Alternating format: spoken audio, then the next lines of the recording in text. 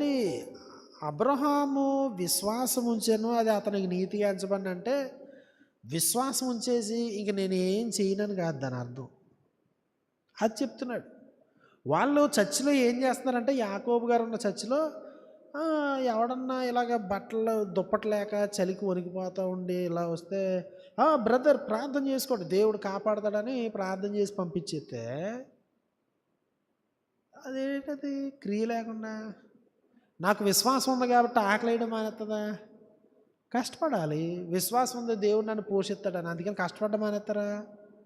అది కాదు. సో ఇదంతా ఆయన ఎందుకు చెప్తున్నాడంటే, చూడండి పైన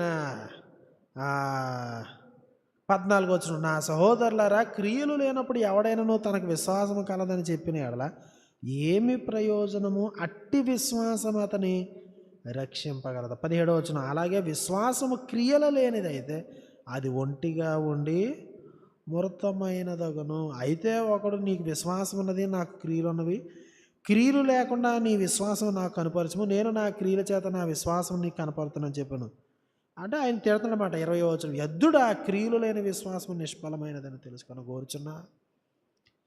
అంటే మన క్రియలను బట్టి కాదు నీతిమంతుడిగా తీర్చబడేది, విశ్వాసం వల్ల. కానీ ఏది కరెక్ట్ విశ్వాసం అంటే, ఆ విశ్వాసము క్రియల్లో చూపించబడుతుంది.